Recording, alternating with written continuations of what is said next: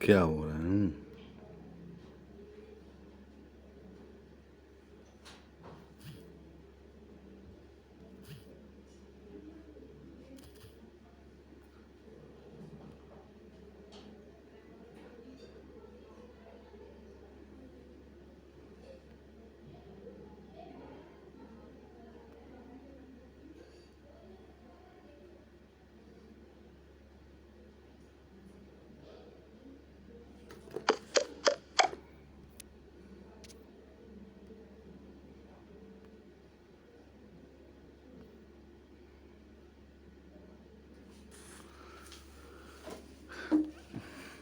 मछलियों का तथा समुद्री उत्पादों का उत्पादन में वृद्धि करने के लिए अपनाया गया पैकेज कार्यक्रम नीली क्रांति कहलाता है। भारत में नीली क्रांति की शुरुआत 1970 में पंचवर्षीय योजना के दौरान हुई, जब केंद्र सरकार ने मछली किसान विकास अधिकरण को प्रायोजित किया। इसमें खारे जल मछली फार्म विकास अधिकरण की स्थापना जल कृषि विकास विकसित करने के द्वारा की गई। नीली क्रांति के द्वारा जल कृषि में सुधार लाया गया। यह सुधार मत्स्य प्रजनन, मत्स्य पालन के विपणन तथा निर्यात के लिए तकनीकी अपनाकर लाया गया। आंध्र प्रदेश तथा तमिलनाडु में यह वृद्धि अत्यधिक थी। आंध्र प्रदेश के नेल्लोर जिले में भारत की झींगा राजधानी श्रिम्प कैपिटल्स कहा गया।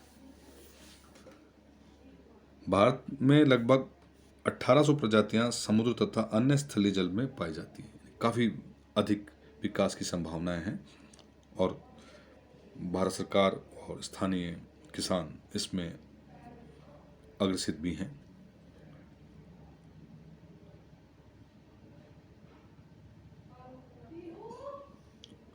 कुछ व्यावसायिक दृष्टि से अधिक महत्व की मछलियों को प्रमुखता दी गई, जैसे कैटफिश है, हिल्सा है, बांगड़ा है, कवई है, मुलेट है, इंडियन सामन है, शंख है, मील है, इकोनॉमिस है, दोराब है। ये ऐसी मछलियाँ हैं जिनकी डिमांड बहुत ज़्यादा है। मीठे पानी मछलियों में जैसे कैटफिश हो गई हमारी, या हिल्सा हो गई, या फेदर बैक होगी, मुलेट होगी, कार्प होगी, झींगा होगी, मुरेल होगी। यदि हम लोग एक छोटा सा मैं एग्जांपल आपको एक आंकड़ों के माध्यम से समझाऊं तो 1950-51 में 0.535 मिलियन टन में हम इस आंकड़े आपके सामने रख रहा हूँ, और अंतस्थलीय मछलियाँ थी 0.24, यानी कुल यदि हम बात करें तो 0.75 के आसपास मिलियन टन मछली 1950-51 में हमारा उत्पादन होता था भारत में, जो बढ़कर वर्तमान में 50.24 समुद्री मछलियाँ और अंतस्थलीय मछलियाँ आपकी लगभग 41.45, जो आपकी लगभग 86-87 मिलियन टन के आसपास मछली का उत्पादन भारत कर रहा है। तो भारतीय समुद्री मात्स्यिक का भौगोलिक आधार हमें देखें तो 8,118 किलोमीटर तटीय रेखा, इसमें 2.2 मिलियन वर्ग किलोमीटर का अवर्जित आर्थिक क्षेत्र यानी कि एक्सक्लूसिव इकोनॉमिक जोन है, जिसमें 0.5 मिलियन वर्ग किलोमीटर में महाद्वीपीय निगमन तट और तथा 3937 मछुवाही गांव हैं। यानी कि आप लगा लीजिए कितने बड़ा कोस्टल एरिया में ये जो गांव जो हैं, जो इस कार्य में लगे हुए हैं। भारत में 189 मछली एकत्रण केंद्र तथा 59 छोटे मछुआई बंदरगाह हैं। देश के कुल मत्स्य उत्पादन का लगभग 50% अंतस्थलीय मत्स्य क्षेत्र में आता है।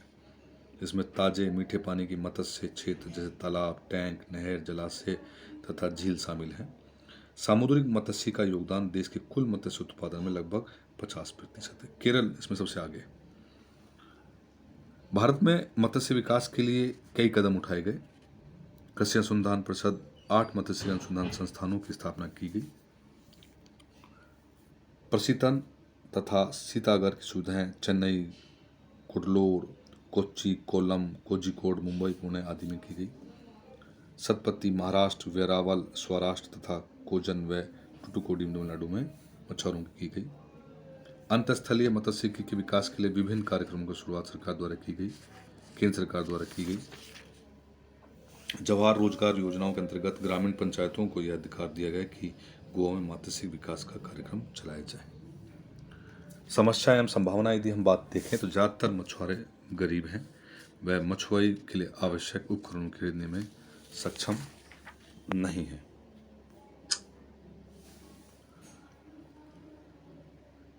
जल निकाय, जल, नदी, झील, तालाब, समुद्र में तटीय क्षेत्र प्रदूषित हो रहे हैं, जहाँ पर मछलियों के उत्पादन पर काफ़ी समस्याएं देखने को मिल रही हैं। विपणन, संचयन, परिवहन की समस्याएं हैं। जल निकाय के पर्यावरण के बारे में समुचित जानकारी नहीं है। मानसून के अनुमेय प्रकृति के कारण अंतःस्थलीय मत्स्य पालन पर प्रतिकूल प्रभाव पड़ता है। भारतीय मत्स्य उत्पादन की विश्व में डिमांड है, मांग। इस कारण से आंध्र प्रदेश, केरल, तमिलनाडु, महाराष्ट्र में जलीय कृषि को बढ़ावा दिया जा रहा है।